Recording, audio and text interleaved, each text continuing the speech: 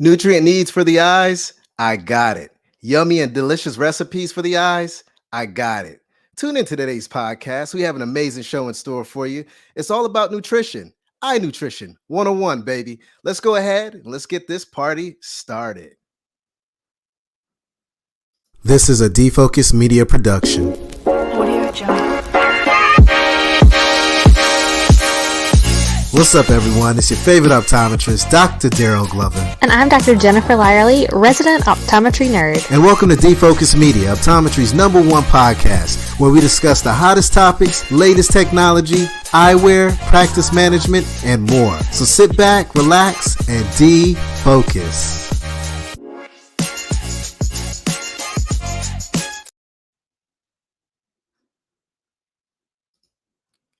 What's up, everyone? It's your favorite optometrist, Dr. Daryl Glover. Super excited for today's show because today we have a star, but not an optometrist, an ophthalmologist.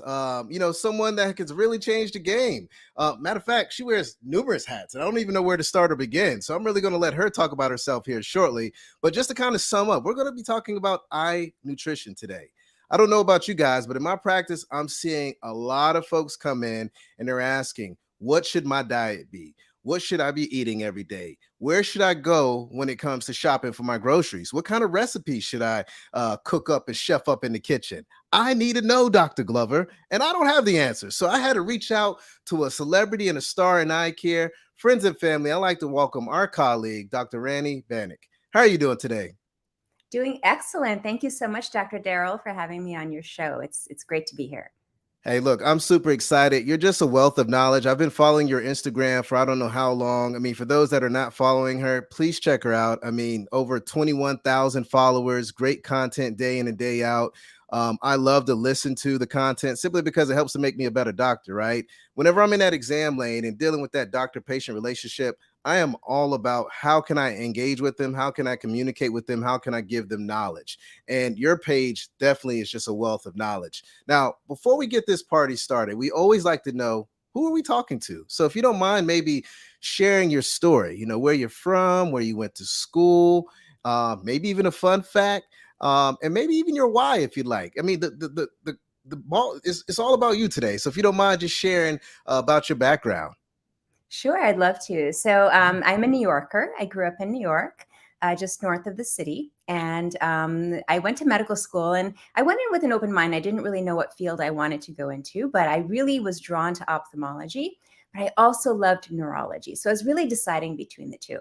And ultimately, I chose ophtho because it's eyes. And what could be better than eyes, right? It's so fascinating. Such a small organ, so complex, just phenomenal. And so such an important part of our life. So anyway, I chose ophthalmology. And then as I was doing residency, I did my residency in California. I was really deciding, okay, should I just do a comprehensive ophthalmology, training, or should I think about doing a fellowship? And so I got drawn into neuro-ophthalmology because of my love for neurology. So that's how I ended up doing a fellowship in neuro-ophthalmology.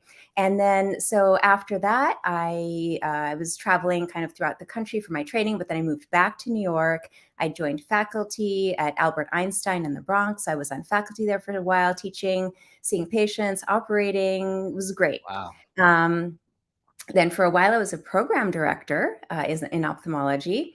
And then I took a little hiatus. I moved out of the country for a couple of years. That's one fun fact about me. Got married, moved out of the country. I was living in India, couldn't work there because of licensing issues. There's no reciprocity with India and the US. So I had to move back. And then I took a position at New York Eye and Ear Infirmary, which is where I'm still on faculty. So I teach there. But then my career took another turn, which is I was, working super hard, like crazy hours and barely taking care of myself, barely sleeping. And I began suffering with really severe migraine. And I had migraine before, but it got really bad to the point where I was waking up with a stabbing headache every single day. And if you or your listeners have ever had a migraine, that's not fun. Yeah. So my migraine journey took me into, I tried all medications and nothing was working. Then finally I had to take things into my own hands. So I started to try some more, I guess you could call them like holistic types of therapies. Yeah. And so I started to do like supplements and lifestyle changes and diet changes. And that's where the diet part came in. And it fixed a lot of my issues. And I was like, wow, this is so powerful. How come these natural strategies, with diet, lifestyle, et cetera, how come no one ever talked to them about me, or talked to me about them? Like, I've been to so many doctors and not a single neurologist had ever asked me about my diet. Meanwhile, I was living off of pizza and ice cream and diet soda and like 8 to 12 caffeinated drinks a day. And I was wondering, like, why am I getting these headaches? It just never even dawned on me that it was my dietary choices that could be playing into it. So anyway, I got better and I started to use a lot of these strategies in my patients with migraine, but then also with eye issues. And I saw that, wow, people are really doing better. Like I saw people who had poorly controlled high blood pressure, who are overweight, who are diabetic, high cholesterol, they changed their diet and they were able to control their medical conditions. And some of them were even able to decrease the number of medications they were taking. Their blood Nice. pressure went down, their cholesterol went down. So I was like, wow, I really want to pursue this. So I ended up getting certified in functional and integrative medicine. So that's where that part comes in. So in a nutshell, that's my story of how I do what I do today, because it's kind of a mix of lots of different things. So there's a lot to unpack there. Number one, I want to comment on going to another country. What was that experience like? I mean, were you scared as hell, or did you just know that you kind of felt great about it? I mean, like, kind of walk me through that mindset. And the reason why I asked is because I actually did something similar. I actually went to Nigeria. My wife is Nigerian, so she's from there, and I actually went there and I opened up a practice. And I had to Wow. go through all the hoops of getting licensed, taking the board, and all that other jazz as well. And it took a decent amount of time, right? But I would love to know kind of, why make that jump? Why go abroad? What was the whole thought behind that process there? Sure. So it was really for personal reasons. I Okay. had met my husband after many years of looking for the right one. I finally found the right one. And he had a job offer in India, in Mumbai, to help set Ah, up offices for his company. And so, I said, wow, it took me this long to find the person I want to spend the rest of my life with. I'll go wherever, it doesn't matter as long as we're together. So similar to you, when you moved for your wife, to go back to her home. So we moved to India, and I had a lot of really high hopes of being in India. As a neuro-ophthalmologist, I wanted to introduce the field there because there were very few, if any, neuro-ophthalmologists in the yeah, entire country of like 1.3 billion people. And I wanted to train people, to learn how to take care of people with neuro-ophthalmic issues.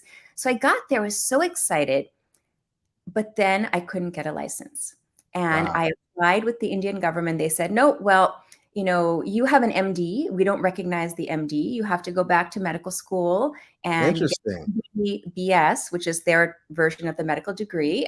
Get an MBBS and then do residency. And then you can work here. And then you can teach our doctors and blah, blah. And I said, wow, I'm not doing that. No, right, no, right, thank you. So, I had sort of like a provisional license where they let me do some things, but it was so difficult. It was really unfulfilling, and I wasn't free to really practice the way I wanted to. And ultimately, I just said, you know what, I have to go back to the US because I can't work here. And my career was so much my identity, to all of a sudden to not have your identity as a physician, right. provider, it was really hard. I was Mrs. someone all of a sudden, and not my own person. So it was really challenging. It was a hard time. It was 3 years, but then we Yeah. ended up coming back. But Well, ab- and I'm glad that you're back, right? And I know the world is glad. Your patients are happy, eye care professionals are happy, hell, the whole healthcare profession is happy. Something that I wanted to peel back a little bit more of was this work-life balance because you're telling your story, but you're not telling your whole story. I mean, you have been ophthalmologist of the year, you have been on several news stations, CBS, Good Morning America. I mean, you name it. You have a family, you work, you have a book. I mean, how do you balance all of that? Because we live in an age now where so much is expected, but to be able to really balance your time effectively is really difficult. So, how are you able to even deal with this work life balance with you and being in so many places and touching so many people and making such a major impact? um, I don't watch TV. That's my simple answer, but but that's it's not true that I don't watch TV at all. But uh, I think the best thing is I'm very organized, first of all, Okay. and I'm one of those people who I love to have lists. And I love that feeling of like checking something off when you finish something. And so Oh it yeah. really like it's a lot of gratification to me to like finish something and check it off. So I Dr. enjoy Banik, doing I hate to cut you off, but you're gonna love this. I found this on Instagram. Can you see that? It's like a yes. little checklist thing that I found. It's I a used to dashboard, have those. Yeah, I had right? the big, like, desktop calendars, and I would check it off, but now I just put it on my phone, so every time I finish something, I check it off, Yeah. and I I have love my it. phone too. I use Apple Notes, but it's something about writing it down that just makes me feel better about myself, I guess, or I feel like I've accomplished something more than anything. Yeah, and even on days when I say, "Okay, I don't really have that much, that I have to do," I find things to do because I just love checking off those little boxes.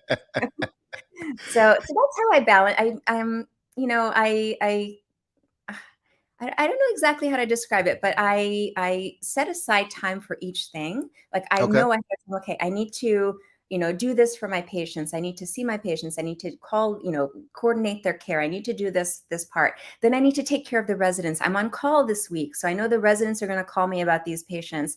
And then, oh, okay, I know I have to do a podcast this evening. So, I really plan it out ahead of time. And it's not that my whole day is completely jam packed. That's not the case. But I think that when you plan it out ahead of time, there Yeah. is so much you can accomplish, really a lot. Yeah. And it's doable. It's very doable. And yes, at a point, when I was suffering from really bad migraines, it was challenging.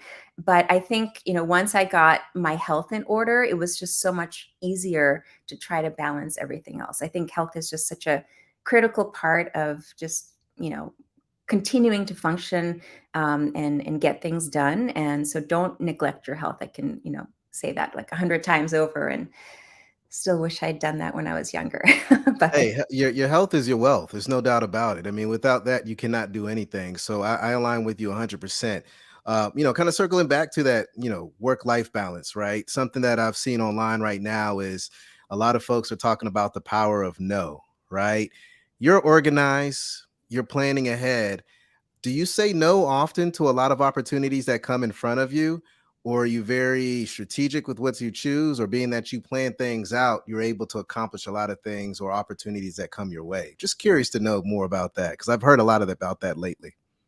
yeah, so there was a time when I would never say no and I would say yes to everything, and it was overwhelming. And then there was a period when I said no to a lot and I Okay. really cut back significantly. But now that I feel like I'm in a better place, again, health wise, I think that I can start saying yes to more and more things. But I really try to keep my limits like, okay, I can't do this. I can't travel here and go give a talk here. I just can't do it. And I think people respect that these days. Before it was kind of like more of a militaristic kind of a mindset, like just do it and just like grind it out and do it and do it. And now I think people are understanding like, okay, people need time for themselves and need time for their families. It's okay if somebody says no. And so that's I think I've kind of like gone to both extremes, and now I'm kind of somewhere in the middle with being able. But it's hard, it's hard to say no. Absolutely. Um, yeah, it's you want to provide support to people. You want to help people, like for example, at our institution where I teach, I get asked to do a lot of things, and I would say I say no to about 50% of them because I just can't. Like Right. I can't. um Okay, you I love it. I mean, I was on social media today, yesterday, and it just kept popping up on my feed. And I was like, someone that has great work-life balance, very organized. I'd love to get their perspective. I know the organization piece is a part of it, but it sounds like also saying no and taking only the right opportunities that's probably going to enhance your career or make your patient care better is what you typically go with. So I love that advice. I really appreciate it. I really want to jump next into eye nutrition. This is a yeah. hot topic, right?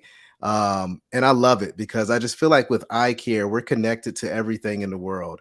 And the one piece that we've always kind of left to the side is really the nutrition. There's not enough dialogue in the exam room whenever it comes to nutrition. So what I would really like to start off the conversation with is just really talking about, what nutrient needs of the eye are there really, right? I mean, let's kind of take it from the basics and then jump into a little bit more and then talk about the solution that you have provided to help eye care professionals and patients out there as well. Yeah. So before I answer your question, Yeah. I do want to just say, in my training, and I think in many eye providers' trainings, we have not been formally trained in nutrition. I mean, I don't know about you, but I can remember only like 4 hours during medical school that we had a nutrition class, and we just learned about the macros like fats, carbohydrates, proteins, and then if you don't have enough vitamin C, you get scurvy. That's about all we learned, and Same. and so that was really a big missing piece, I think, in my training. And it wasn't until I realized the power of nutrition for other conditions that I turned to eye health. So, we all talk about a couple of nutrients that are commonly known for eye health. First of all, the macular carotenoids, lutein, zeaxanthin. Right. So we all know, okay, they're important. They're important for macular degeneration. But in reality, they're important for so much more than that because they're very powerful antioxidants. They're placed in the fovea for a reason, because that's the area of our eye that's most susceptible to light damage, whether it's UV light damage or potentially even short wavelength blue light damage. So we need to boost our lutein and zeaxanthin levels always, not just if you have macular degeneration. And especially with all the screen time that we're exposed to, Yes. patients always ask me, "Doctor, should I get blue blocking glasses?" And I tell them, well, before you go to that, why don't you just increase your eye's natural blue blocking abilities by including foods that are rich in these nutrients? And they kind of look at me funny, and then I have to explain it. Then they say, "Oh, now I get it." But I think first and foremost, we have to think about supporting our levels of that. And then, of course, we need beta carotene for Hmm. vitamin A production Hey. and our Yep. night vision and dry eye. Then there are the omegas. So, there's so much research that's been published about the benefits of omega 3s. The Women's Health Study, for an example, with dry eye, reducing the frequency and severity of dry eye. And then for macular degeneration, too, the omega 3s are super important for macular degeneration. And here's a fun fact. So the omegas are DHA and EPA, the omega 3s at least. And did you know that the highest concentration of DHA in the body is in the retina? Actually, I've heard that before, but I am an eye care professional. Yeah. So But my patients don't know that. But I actually didn't know that until I started to take a deep dive. And someone said that to me, like, the retina's all fat. And I said, what do you mean the retina's all fat? I guess we don't think of it like that, but it's a fatty acid. That's the key component of our photoreceptor cell membrane. So we need a constant supply of DHA to replenish our photoreceptors throughout the light processing pathway. So those are some of the main ones. Now, some of the ones that people may not be so familiar with yeah. are the bioflavonoids and polyphenols. Okay. Let's talk So about it. let's talk about it. So these are plant compounds, Okay. and they're made by plants because they help to protect the plant. They help to protect the plant against infection or toxins, oxidative stress, UV light. So they're the plant's natural protective mechanism. So when we eat plants that are rich in those nutrients, those nutrients get conferred to us. And there is a really interesting emerging work being done with certain bioflavonoids. And most of these are the bioflavonoids tend to be more pigmented compounds, and the polyphenols too, but they have been shown to be helpful, at least in preliminary basic science research, for macular degeneration, for glaucoma, for cataract, even for dry eye, and even for inflammatory conditions like uveitis. So they are such potent antioxidants, antimicrobials, anti-inflammatory compounds. So I'll just give you, there's over 4,000 of these described in nature, but the That's ones quite a that, bit. yeah, it's, little. So I would say the ones that have been most researched for eye health are quercetin, which is found in cherries, red onions, apples, and the skin of like red apples, It's a great bioflavonoid for retinal health as well as glaucoma. And then resveratrol, which many people have probably heard about. It's found in red wine, red grapes, also cherries. So think about it. Again, these are like deeply pigmented compounds that have a lot of many health benefits, not just eye benefits, but just like overall health benefits. And then there's other things that people may not have heard so much about, like hesperidin and rutin. These are citrus-based bioflavonoids. And these have also been shown to be helpful for conditions like macular degeneration. So the bottom line is eat plants. It doesn't matter if you're, a carnivore or vegan or vegetarian, it doesn't matter. People always ask me, like, because I personally am vegetarian, they say, oh, do I have to become vegetarian or vegan? I'm like, no, eat whatever you normally, the way you want to eat, but make sure it's a plant-rich diet, not a Love it. plant-based diet, a plant-rich diet, because then you're going to be getting the full range of all the bioflavonoids, the polyphenols, plus you're going to get all your vitamins and minerals. You're going to get all your B vitamins and C and E and A, and then you're going to get the minerals, magnesium, manganese, selenium, I'm blanking, zinc, iron. You're Yeah. going to get all that if you have a diversity of plants in your diet. So this is the bottom line: is eat lots of plants. But that's easy to do. You just got to want to do it, right? More than anything. I mean, we have access to plants of all types, like guys, step your game up.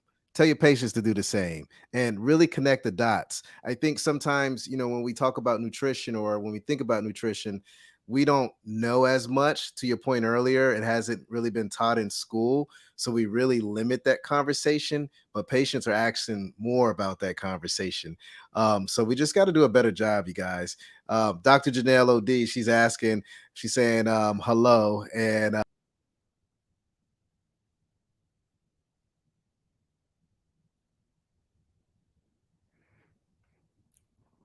Dr. Daryl, I think I lost you.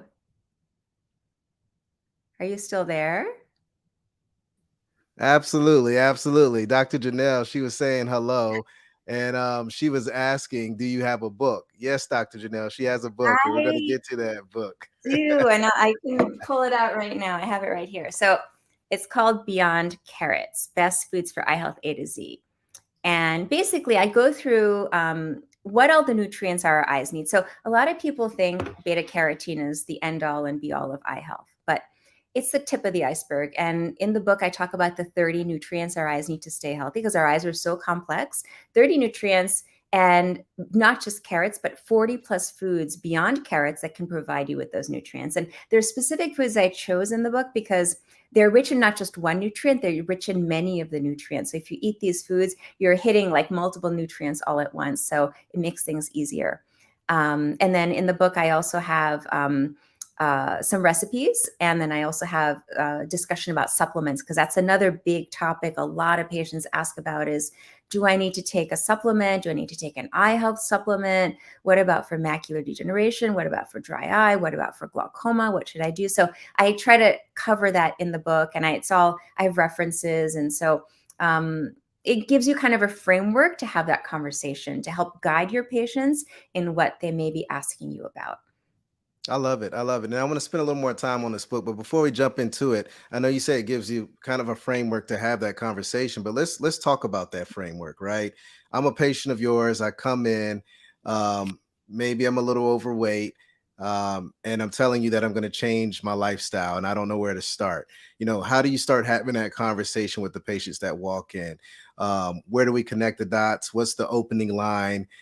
Because also keep in mind, I always try to think, yes, it's the physician side, but it's also, you got to think about the patient side. If you start talking to them about food and they're overweight, they may look at you a little differently and may not come back. So I want to kind of figure out what's the best way to approach this conversation and kick it off more than anything. Yeah, absolutely. So, as part of the history, like when you're taking the history, I find it's helpful to kind of go, we always ask about smoking and alcohol and, are you working? Are you married? Do you have kids, etc.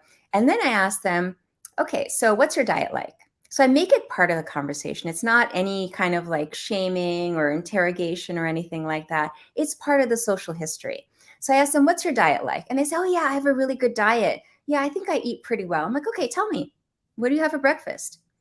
And then they tell me, and I'm like, okay, tell me what you have for lunch. Okay, tell me what you have for dinner. All right. So I noticed that you don't really have many fruits and vegetables in your diet. Do you have any fruits and vegetables? Maybe you forgot to tell me. And then they tell me, oh, yeah, I have a salad, maybe like once a week. I'm like, okay, we'll come back to that. So then I do their exam, and then I say, okay, you're at risk for, this, or there you have a family history of macular degeneration, or maybe you have some cupping. So we need to, we do some glaucoma workup. Let's talk about how we can maybe use food to try to address some of these issues with your eyes. And then I talk to them about eating more plants. And then I ask them, okay, how many cups of fruits and veggies do you think you have in a day? And most people would probably say, oh, maybe one, maybe two. And then I say, okay, I want you to strive to have 5 cups of fruits Okay. and veggies a day. And then their mouth drops. Like, what? Like, crazy? Like, how can I do that? And I say, okay, I have a very simple solution for you. Very simple. You can get it all at once. In the morning, I want you to make yourself a green smoothie. And what you're going to put in is this. And I tell them exactly what to put in it. You're going to put in 3 cups of leafy greens, spinach or kale or arugula or dandelion greens, whatever green you like, 3 cups. Then you're going to put in 1 cup of berries, whatever berry you like, blueberries, blackberries, raspberries, goji berries, strawberries, whatever you like, you put in there. Then you're going to add in some seeds. You're going to add in some chia seeds, hemp seeds, flax seeds. You're getting fiber. You're getting some ALA, which is a precursor to DHA and EPA. So, and you can add in protein powder if you want. You can add in your favorite milk of choice, whether you have dairy or non-dairy milk, whatever you want, put Yeah. it in there, blend it up, and that's part of your breakfast. You have that, whatever, 12 ounces. If you can drink more, 16 ounces. You're getting your 5 cups right there. And you're Yeah. done for the day. You're done. How hard is that? And people are like, wow, okay, I think I can do that. I think I can. And then, it's something you give them something that's doable. And then maybe that will open them up to having more types of foods, a diversity in their diet, maybe incorporating more plants into their, maybe lunch and dinner. So it's kind of like just giving them a simple solution at first, something that's Yes. not overwhelming, and then they can take it from there and see where it leads them. I love that. Simple is easy, right? And that's going to keep people tuned in and not tune you out. My next question is, what does the follow-up look like? Is this something where maybe you do telemedicine and reach back out to the patients and check on, what's going on with the diet? Do you bring them back for a follow-up visit? What does that process look like in general? Yeah, so usually they come back for their eye appointments based off of their diagnosis. So, if they have optic neuritis and MS, then they come back in a couple of months and we talk a little bit more. If they have macular degeneration, like dry, maybe I'm seeing them like once every 4 to 6 months. So whenever they come back, I always do the eye exam, and then I base my recommendations off of their eye exam. Gotcha. Oh, it looks like you're doing great. Things are stable, your drusen are there, but they're not increasing. Or maybe it's your eye pressure's, this. And so, let's see if we can tweak things a little bit and add in some more antioxidants. Maybe it's time to add in a supplement. Let's talk about exercise. So I try not to overwhelm them all at once. I try to give them like little practical, doable goals that they can feel good about, and then build on that. So it's not like I'm just like throwing everything at them all at once. Diet and lifestyle and supplements and everything. It's like a stepwise progression. And also the patient, like you said before, like you have to meet the patient where they're at. Yeah. And if they're going to be resistant, you have to honor that. Like, they're not ready. And if they're not ready, that's okay. You're developing a relationship with them, hopefully long term. So at some point, you can bring it back again, like bring that conversation back into the visit. Or maybe you can send them like, hey, I found this really interesting article. You have your staff send it to them, email it to them, or print it out for them. And, or maybe you can give them a copy of my book or recommend. But I think you have to have the trust, number one. You have to have that working relationship with the patient, and they will sense that you want the best for them. You want to support them with their eye health, but also their overall wellness. And I think most people would probably be very receptive to that. Yeah. No, that's fantastic advice. I love it. We have a question here for you, so I want to shoot to that. Mhm. Sure. We have Steve Alexander. He's asking when do you introduce probiotics or other general concept of gut health to the conversation as well? Yeah, so thank you for bringing it up, because there's more and more research being done between the link between the gut microbiome and our eye health. So there's studies that have shown that gut dysbiosis, which is when there's too many bad gut bacteria over good gut bacteria, are linked to things like macular degeneration or dry eye, uveitis, glaucoma. So we're learning more about it. But what I tell my patients is to try to include some type of live probiotic foods in their diet. So, I talk to them about the plants, but then I also talk to them about um, promoting their gut health. So, I say, have something fermented maybe once a day, whatever you like, whether it's yogurt or it's something else like sauerkraut or pickled vegetables, or maybe it's kombucha, whatever you like, something with live cultures in it. I prefer that over telling people to take a probiotic supplement. Yes, you can tell them to Okay. take a supplement, but it's better that they get the live cultures. And then also, probiotics are important, but also prebiotics are important. Now, prebiotics are foods that the healthy gut bacteria thrive off of.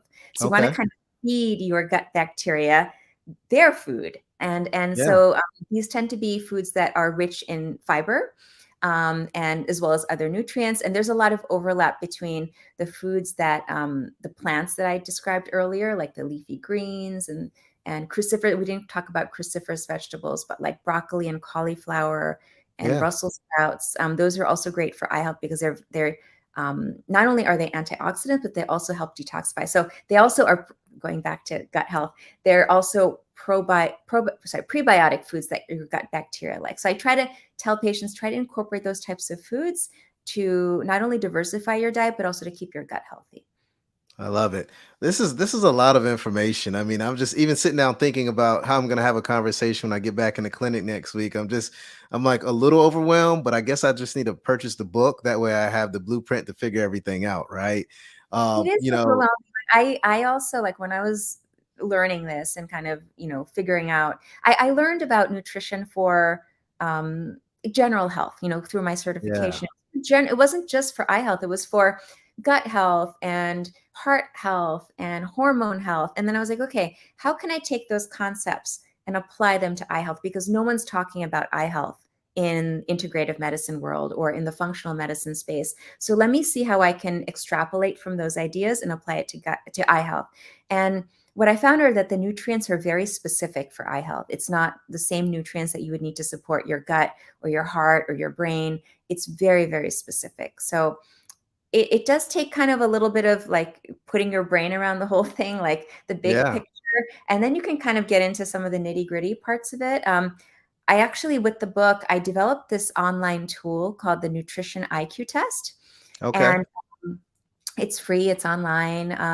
I can send you the link, but basically, you just answer. It takes like 5 minutes. You answer a couple of questions about your symptoms, any eye symptoms you may be having, your medical history, your eye history, and your family eye history, and then it tells you what types of categories of food you should focus on for your eye health, whether you should focus on foods that are good for your retina or for your optic nerve or your cornea or your lens. So there's like a code that it'll give you if you take the IQ test, nutrition IQ test, and then you can follow that code and it goes with the book. So there are foods in the book that link back to that IQ results that you can get, that code that you can get. Yeah, and you guys again check out the Instagram because the posts that you have are very informative. They really help to gain knowledge. I mean, I love the posts that you have on macular health, optic nerve health. The right foods, the top foods to eat to really make sure that those structures are healthy. You just got a lot of knowledge all throughout your website, your social media platform, LinkedIn, and everything. Just truly, truly valuable resource for eye care professionals. Um, I think this is a fantastic topic. I feel like I've learned a lot already just having this conversation with you. I feel like I need to take it to the next level with my patients. I mean, I know I'm not that educated when it comes to ocular eye health, but just imagine the patients that come in. Even when you're in school, whether it's middle school, high school, or college, they're not talking about nutrition in school, right? So, there may be two people in that exam room that doesn't have that much knowledge. But what I see with this is a great opportunity, right? I see a great opportunity, number one, to help elevate the health of the patient holistically, but I also see another opportunity to be able to partner with your PCPs, with your nutritionists, being able to really connect all the dots and come together and give that patient the best health care ever, not just eye care, but health care, because all of these systems work together. And it's very important for us to play our part and be knowledgeable about it. And the best way to do this is definitely by picking up this book or getting resources that you provide as well. So I really appreciate everything that you've done in this world. Oh, thank you so much. That's so kind of you to say. Thank you. Yeah, yeah. Now, before we go, I can't leave without, asking you some questions in regards to neuro, right? So I'm ready. Let's go. I just came from neuro clinic today at the hospital. So, right. Now, I'm not going to get too wild or crazy, but we were talking about migraines earlier, and one thing that it was actually the first post I think I've ever seen you post, or when I started following you, you made a comment about migraines or headaches, I believe, and you were saying that about 50% of the cases, I believe, are due to dehydration. And that quote blew my mind because that's not the first thing that I think of when I think of migraines. I'm always trying to dig a little deeper and figure out if there's something else that's going on. But I've actually started bringing that up to my patients in the exam room, and you'll be amazed how many people do not drink water. You'll be Yeah. amazed how many people walk around dehydrated. So for me, that was a very big gem that really helped to elevate how I practice in the exam lane as well. If you don't mind, maybe you could share a couple of pearls when it comes to just the neuro world or migraine world in general. Sure. So why is dehydration a trigger for migraine? Well, um, what happens in a migraine is that the blood vessels in our brain are actually very sensitive to changes. And so they oftentimes, if there's a trigger, whether it be dehydration or hunger or stress or lack of sleep, they'll constrict. And when the blood vessels constrict, many people may experience aura, the visual aura of migraine, which is the scintillating scotoma. I'm sure as eye care providers, you see this all the time. Patients Absolutely. coming in scared to death that they're having a stroke because they have these zigzag lines in their vision. So that's what we think is happening. Initially, there's a constriction, and then there is an electrical change, and then the blood vessels dilate, and then people get the headache afterwards. So one of the biggest triggers for that constriction is dehydration. And I can't tell you, just getting the history from people, like when they come in with their first visual aura, like what were you doing when it happened? Like what was going on? Were you sitting? Were you walking? And a lot of, especially the younger people, patients that I have, will say, I was in the gym and I just finished this intense workout. And then I started to see these zigzag lines and I thought I was having a stroke. So many times it's due to dehydration, or, people are out in the sun for long periods of time and they're just not drinking enough water. And then they get their migraine. Kids also, like young kids, many times, if they just increase their hydration, their migraines go away. So it is really very closely associated. So the next question is, how much water should you tell your patients to drink, right? Yes, let's get into it. Like Let's get into it. 8 And glasses, like, is that true? yeah, So first of all, I think, it really should be personalized based off of the patient's body weight, right? okay. So for example, if somebody's 120 pounds and someone else is 250 pounds, they don't both have the same hydration requirements. So what I tell patients is you take your weight in pounds, divide by 2, and you should aim for that number of fluid ounces a day. Now, there's a limit to that. You don't want to, go way over, but let's say somebody weighs 160 pounds, right? So you divide by 2, that's 80. So 80 fluid ounces a day should be your goal. And it doesn't have to be only water. So this is another misconception. Like I have to drink my, big 232 ounces or Oh, there whatever. you go. Yeah, there you go. I have to drink all this, in one day. No, it doesn't have to be only liquid water. You can drink other drinks that are hydrating. Just make sure that they're not high sugar drinks. Make sure that they're not caffeinated because caffeine will dehydrate you. But you can also eat your water. And I've done a bunch of posts about Yes. it also.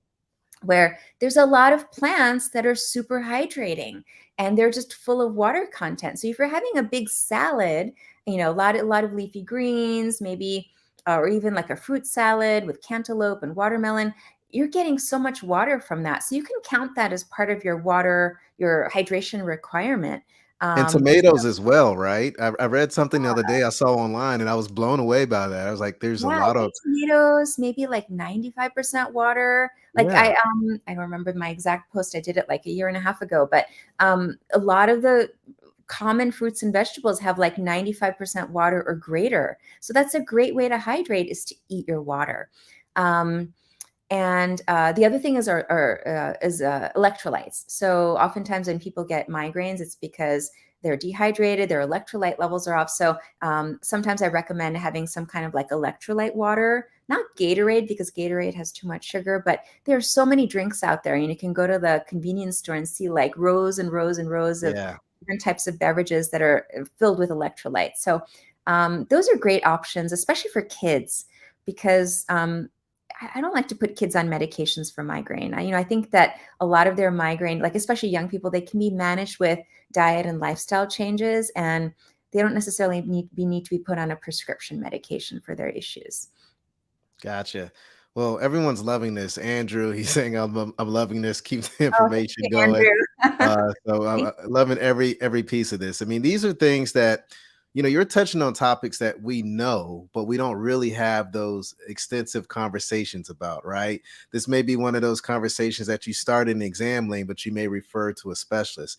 But I think we need to take it to the next level. I think we need to have more knowledge. We need to educate our patients more about these topics that we're having these conversations about right now, because it's game changing, it's life changing. And as eye care professionals, again, we have an amazing background. We've studied the entire body. We know there's so much you can determine by just looking at the eyes. So let's just Mhm. take it to the next level and add that nutrition, add that hydration to the mix, and that's going to change the game quite a bit. And one It's thing funny. I'll add about that, about the education component, is that a lot of doctors will say, "I just don't have time. I have like 60 patients I have to get through in the day. How can I go and have an extensive conversation about nutrition with a patient?" But what you can do is you can potentially train your staff. Maybe a staff member or two who really are interested in nutrition, who can, maybe sit with the patient, maybe while they're dilating, and have that 5-minute conversation with them. Like, you can write out what they need to, have a discussion, whether it's diabetes or whatever it is, macular degeneration, glaucoma, and Yeah, they can do a quick, almost like a tutorial, and give them yeah, some educational materials and say, okay, take this home, read about it, go through it with your family, or watch this video. And so I think patients would really appreciate that, to get that information from their eye care provider's office, whether it's from the doctor themselves or from a staff member. And I know some practices, they're fortunate to actually have, like multi-specialty practices, to actually have a nutritionist who they work with, so they can yeah. refer out to the nutritionist and say, okay, you have diabetes, let's try to get your hemoglobin A1C under better control. Go work with this nutritionist, or get a consult with the nutritionist. So you don't necessarily have to do it yourself. You could outsource it in a way, but it should be you kind of directing, if it's your staff, directing them, in terms of what they should be sharing with the patient. Yeah, I love it. It's all about the experience in my eyes, right? When a patient comes in, if they can get all the tools and resources to be successful in your office, make it happen. But to your point, if you don't have the bandwidth, you don't have the knowledge, refer out to another partner, whether it's an eye care professional or someone else in healthcare, right? But just make sure you always put that patient's needs first, and make sure that they have the right solutions to elevate their life, but most importantly, be healthy as well. All great information, all great discussion. For those that are out there that are interested in purchasing your book, how can they go about purchasing Beyond Carrots, Best Okay, Foods for Eye so Health A Beyond to Z? Carrots, I have this, a paperback version. It's on Amazon. I have a Kindle version also for anyone who wants the digital version, and then I also have a hardcover coming out. So that should be coming out in the next week or two.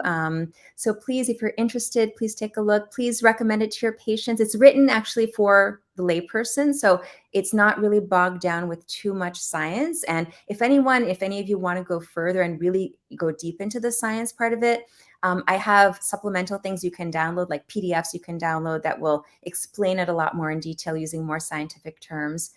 So there's something there for everyone, and I do want to I made this book accessible just on a basic level, because my goal is to just get this information out there for everyone. It's not just, I didn't write it for like one particular type of person in mind, not just for my colleagues in eye care, but for everyone. So hopefully it gets into the hands of a lot of people. Awesome. Well, if you could leave one piece of advice, maybe for a new graduate, your 21-year-old self, what would it be?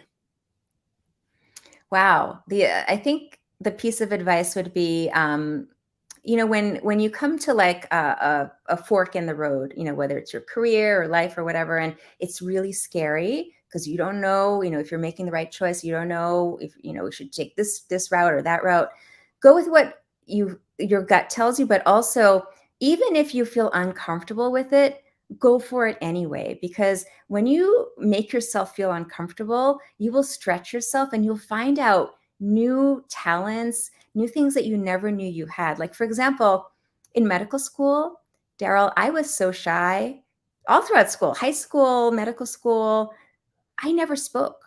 Wow. I never once raised my hand in medical school because I was so shy.